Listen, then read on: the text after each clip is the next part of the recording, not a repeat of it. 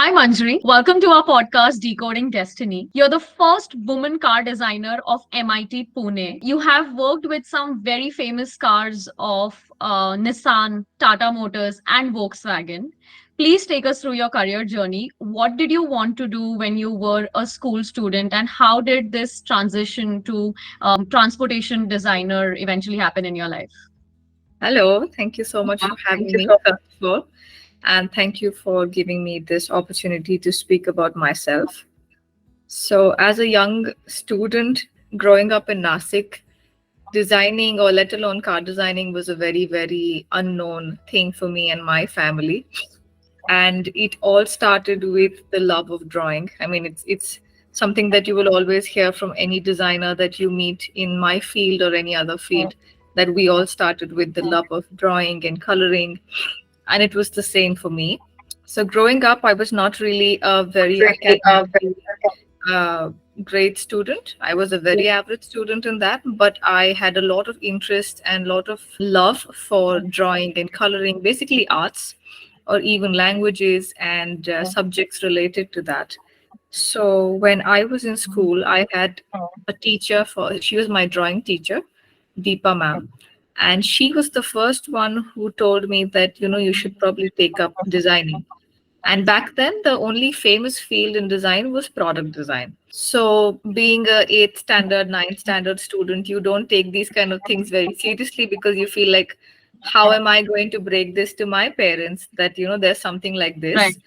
And internet also back then was not a very big thing in Nasik. I mean, it was in the other cities, but not in Nasik. And then again, in my 10th standard, my technical drawing teacher mentioned this to me that, you should probably be a little interested in product design because you have a good visualization skill and you can do really well. And he was really serious about it, and he sort of spoke to me about it for 1 hour or so. And that was the first time that I feel like I thought about this as a direction, like, okay, this seems like something very new, but something that's possible for me. But again, I told my mother about it, and she was really like, she had it in her mind, she just never told it to me directly.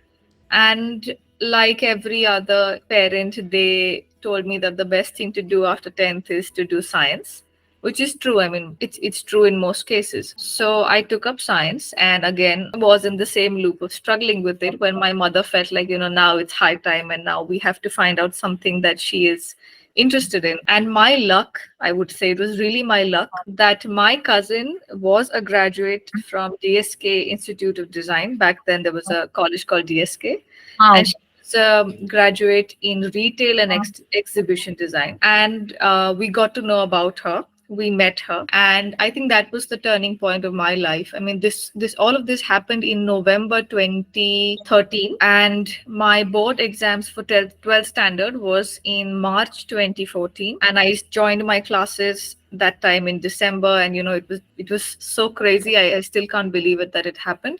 But that time I just gave what, two exams, and MIT. So it was like, if I don't get anything, I actually didn't know what to do. So it was that. And then I think when I got into school or Into university, school or I university. never had this thing in my head that I want to be a transportation designer. It was always like, I'm going to be a product designer. I never thought about transport. But Right. once I went to college, I realized that, I mean, you always analyze yourself. I have this habit about myself. I'm sure a lot of people have this, that you always analyze your own achievements. You analyze what you want to do, what you don't want to do, what you're good at. And for me, product design was very interesting, but what interested me even more was cars, because that was something I could not do. So for me, it was Oh, like a, interesting. You could not do it. yes. So I could Okay. never sketch a car. And I used to feel like I can sketch everything, but why not a car? Because my father has a lot of love for vehicles and automobiles in general. He basically loves repairing broken stuff. And we grew up talking about vehicles a lot because he really loved it. So for me, it was like a thing that, why can I not do this? And I always have this one thing in my head, which I always tell myself, even today, that if somebody else can do it, I can do it too. So I took that thing, and I took I that had thing a and very good friend in college who was also from Nasik, and we both started sketching and we both started doing it. And honestly, that's how it happened for me. Like that's how I got into that field. And unfortunately, MIT did not have women earlier in this field. So when I showcased my drawings and my work in my jury, the faculty themselves, they called me to the head of department, and we had a long chat with the head of department of car design, transportation design. Back then his name was Gaurang Shah. So we had a long talk, and he explained it to me that how this is very different than product design, and how, women are very less in this field.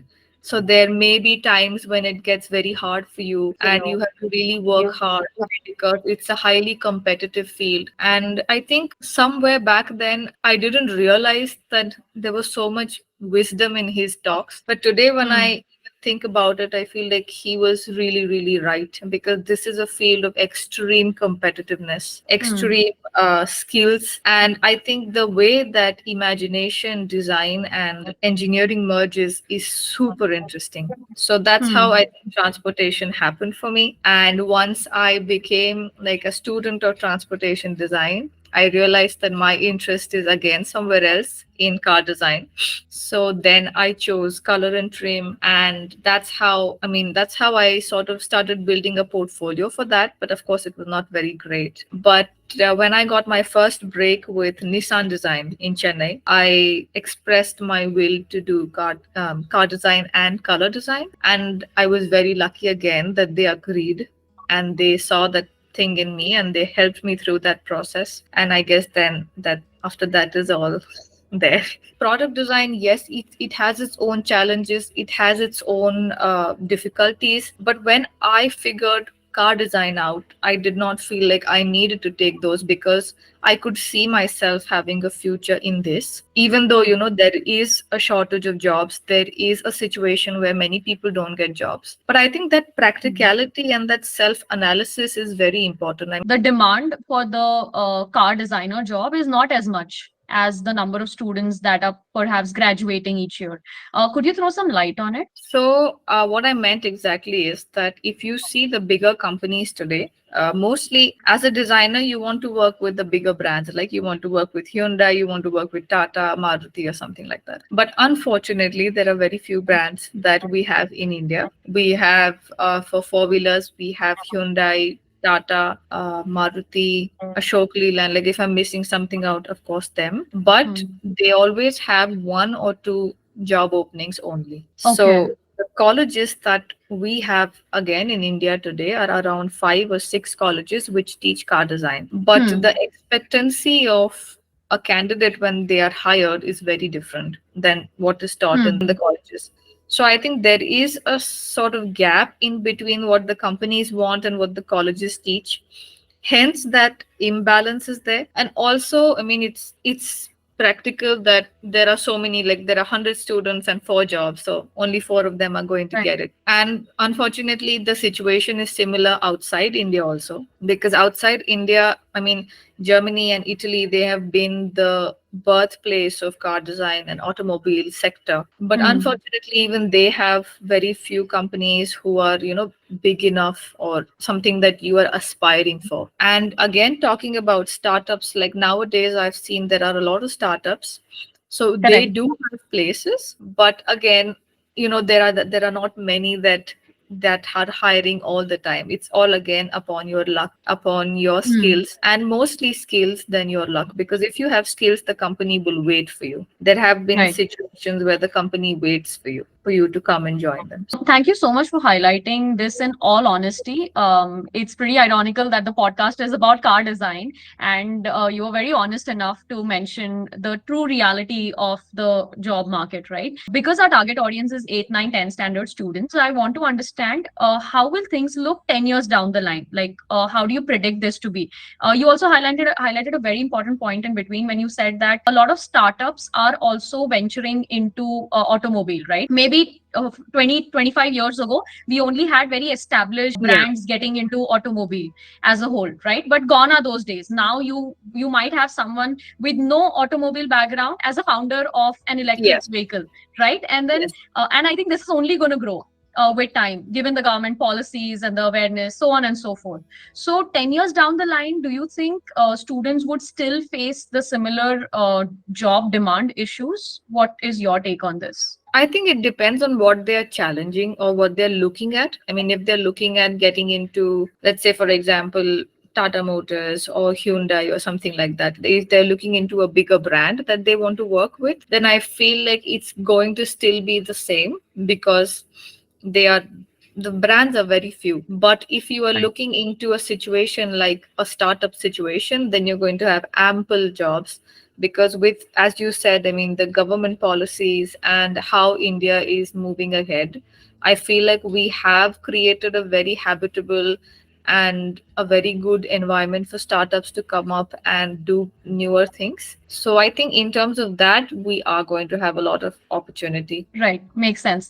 Thank you. So, there are a lot of career options in terms of product design, right? And in the first year of your bachelor's, you must have gone through a lot of these career options. So, if you could educate our school students and parents watching this podcast on what are the names of these various career options that are available for a design student, as opposed to the usual options that we hear, that would be great. Okay, so I'll give you a general outlook on what the fields of design are. So basically, design is divided into three fields. One is the industrial, one is the communication, and the third one, at least what we had in college, was fashion. And in industrial, you have product design, you have retail and exhibition design, you have interior design, transportation design, and furniture design as well. That is also a thing. And I've recently, I mean, it's an old field, but recently it's been added to our college, I feel.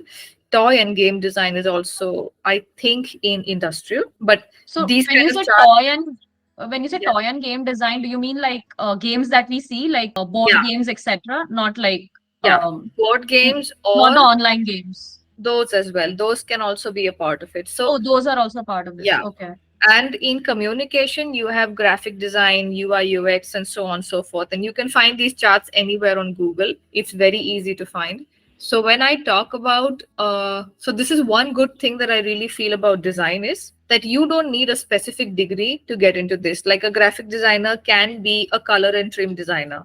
It's fine, it's okay, it's acceptable. And especially in companies like bikes, like who makes bikes or mopeds, they prefer graphic designers over anybody else because they have a better sense of stickers and vector images and etc etc. So even like if when we were talking about game design, you can be an animation designer and you can get into game design, or you can be a graphic designer and you can get into game design. That's absolutely okay, as long as your degree is in communication design. For graphic design, Hmm. it's all right, or even industrial design, it's all fine, just that your Hmm. degree has to be in design.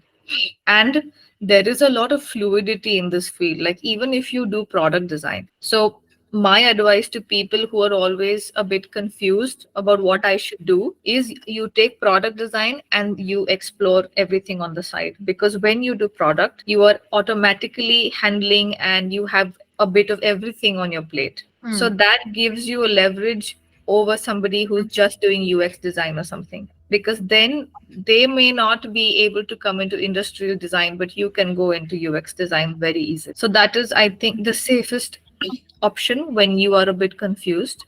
And it's absolutely normal to be confused because suddenly you have so many options and everything looks Yeah. good and you get confused. It's absolutely normal. Pretty normal. So take your So time and just do whatever you feel is going to make you happy. And I feel if you do something like that and you are good at it, when you're doing something that gives you joy, jobs are automatically going to happen. It's not a problem. Right, right. Thank you for reassuring and normalizing the confusion. I Yeah. think that is very important. Often, like students and parents get very anxious, like, I don't know what I want. And that's okay. Just keep looking, Yeah. exploring, reading, talking to people, and you'll figure it out, right? So, Manjri, earlier you also spoke about cut and trim, right? So, I'm sure a lot of us watching the show, including me, I have no idea, I've never heard of this. So, what exactly do you do? If you could simplify your work for the Okay. watchers. So I am a color, material, and trim designer, or color and trim designer. So my job is My job basically is based. whatever I said, it's to create colors, materials, and trims for vehicles, especially four wheelers. So, what my job entitles is that the colors that go on your vehicle, outside or inside, whatever happens, the combinations or the decision that yes, we should go ahead with this specific shade of yellow is what I do, creating materials or sourcing materials from different places, different suppliers, making sure they are automotive level tested, and things like this, and how they go in with the theme that we are proposing for a vehicle. So whenever you see a car, I mean, it's not that common unfortunately in India yet, but is becoming very common now with the newer launches of vehicles, that every color has some sort of meaning to it because there is a theme that the designer has decided on. Same applies to the interior. Like there is a certain theme that the designer has come up with. So that designer is what I actually do. It's creating a theme for the vehicle, and does it speak the language of the designers who, the exterior and the interior designer, and making sure there's a correlation between that and the brand values, and then sourcing materials, deciding on colors, deciding on what kind of trims happen, what kind of stitches go inside the vehicle, should we have a single stitch or a double stitch, all of this is my job. If I am to summarize this further, your work is to decide the color of the vehicle, both outside and the inside, and the materials that will be used. So, Yes. right from understanding the composition to the material strength, testing it, etc., Yes. so on and so forth, that is entirely what is included in the kind of work that you do. Yeah. And that's called color and trim. Yes. So very simply, it's basically you're a fashion designer for cars. Very Yeah, simply. yeah. So Yeah, that is true. That's a very good parallel yeah, drawn. because I Yeah. think it's very difficult to even explain for me, because I think sometimes the language is also different that I may be explaining in, but I think this is the easiest way for anybody to understand that you are doing what a fashion designer does for you. So that's it. Yeah, true, true. That's a very nice way to put it. So these days, given some reality shows like Shark Tank or a lot of government initiatives for schools and colleges, there's a growing awareness around entrepreneurship, right? And at least 10 out of 100 students want to be entrepreneurs in future. I'm sure there must be a lot of students who are aspiring for a career in design, but they also have an entrepreneurial mindset. And somewhere there is this notion or limitation that, oh, if I am a designer, be it product designer, industrial designer, anything, I might have to, always do a job. So Hmm. I'm sure there must be some examples where people were from the design background, but have their own company and they're running their own show, right? So could you throw some light on how can a student be an entrepreneur as well as, come from this design background and have a company like that? If you could mention some examples. Okay. So unfortunately, I'm not very educated on that topic, but I Okay. do know one designer. He is called Narayan Subramaniam. He is from Bangalore and he has a fantastic company called Ultraviolet. So they are into making electric bikes, super bikes, I think, if I'm not wrong. And I think, I mean, you can get in touch with him. I haven't spoken about it with anybody yet, but I think you can uh, drop him a very nice message on LinkedIn. That should work. And Hmm. I think he's one of the most successful designer that I know has a brand today. And that brand is Wow. doing exceptionally well. Like I remember when they started, and now they are a huge building in Bangalore, and they have a lot of funding also from great companies again. Another company that I know is the company name is Dispatch. So they make vehicles, basically electric bikes for delivery people. Okay. So something like that. So something like that also works. And again, he's a design guy. The other person is, I think, a finance person. I'm not so sure. But yeah, you will always have somebody else because it's a partnership. So it's not always a design head. You also have other people. Like even with Ultraviolet, there are other people who are partners, I guess. So it's Right. like that. So, Manjri, what are some of the things that you learned about the design field that you didn't know when, let's say, you were in college or were preparing for this, and you learned about it only once you were in it, and you wish you knew about this and someone would have told you earlier? This is one thing that I always felt was that being a female in that male dominated field, I was always told like things are going to be like this, things are going to be like that, you might may be treated differently. And at moments it is true. I wouldn't say it's wrong, but I feel like there are equally wonderful people that I've met in this field, the best of the designers, the best of the human beings. And I think I met my husband in this field. So I think if Wow. you if you Something keep great came out of this. if you keep an open mind, I feel like everything is possible. And design has to be a personality. Design cannot Hmm. be taught to you. Design has to be within you. You have to be somebody who is open minded, who's ready to accept anything that comes. I mean, and with an open mind, logically. Because I feel like as designers, if we don't cultivate the ability to have an open mind, we cannot create things for the future, because in a way we are predicting the future. We are predicting what may happen, what may not happen.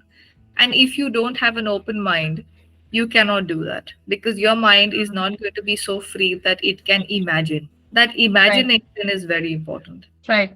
Very, very beautifully put. I felt like I was talking to maybe like a writer or something, but very beautifully put that design cannot be taught to you. It has to be a personality. That's amazing. And agreed, like in terms of creative fields, there's only so much you can learn, right? And Yeah, it's not a copy paste thing. Like you can't just blatantly take yeah, something from somewhere else and copy it here and it's going to be noticed eventually. So design is that one thing where it has to root from innovation, and that innovation has to be within you in some or the other ways. yeah. Because it's like, it's a very simple thing. It's not a skill.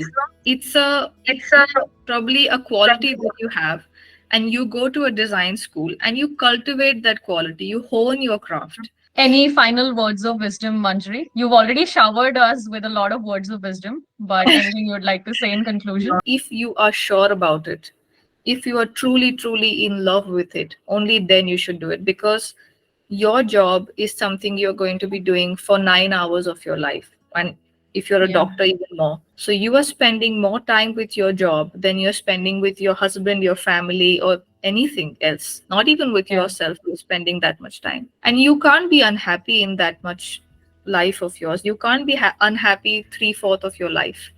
I mean, that's a really sad life if that is the situation.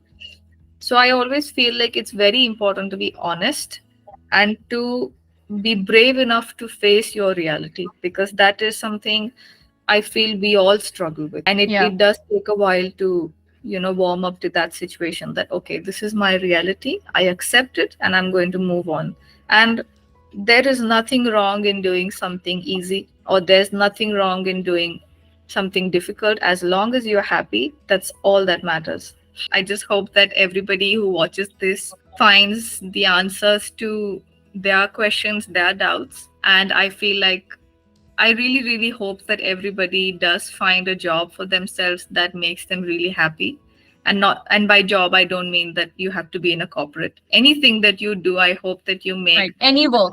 yeah, a lot of prosperity in it, and you enjoy doing it, because I know the joy of loving your job and loving what you do. So I feel like everybody should be able to experience it. Right. Right. Ending on a blessing note is super positive and super sweet. I would like to tell the parents also, like, be open to understand what your child is saying, because they need your support. At least one of them needs your, like, one of your parents has to Hmm. be in support of the child, because it's not that they are always wrong. And Hmm. traditional fields are not always right for your child. And Hmm. let me, like, very honestly, I think my parents, the moment I went to design, they realized the change in me. Like, as a student of science, I struggled every day to study.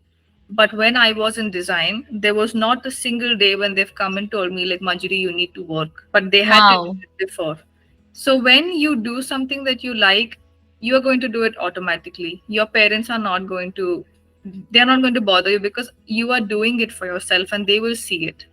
So that is the difference between choosing what you like and doing what you don't like. And I think that's why I also tell the parents that I meet every day, or whenever I have somebody coming over, that let them choose whatever they want to do. They will figure it out. You just support Hmm. them. And If you have doubts, you educate yourself, because that is what my mother did. She had a lot of Hmm. doubts about design, but she was sitting on the internet and finding out so many things on design, like what is this, what can she do, what is the future. So Hmm. I think do that, because your child needs you. Your child needs you as a parent, he needs you as a friend. So do that, Hmm. because Hmm. that really makes it easy, you know.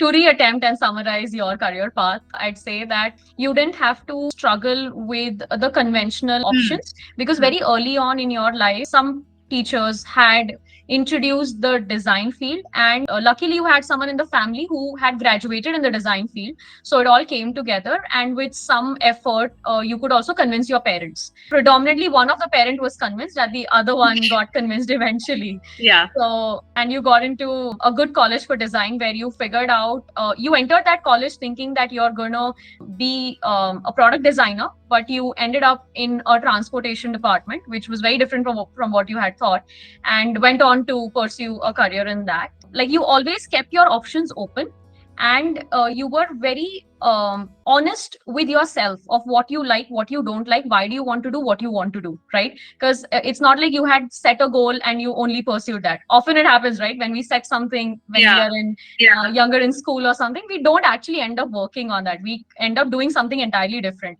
And that Yeah. happens because you learn along the journey, and you're very honest with yourself about what you've learned, what you like, what you don't like.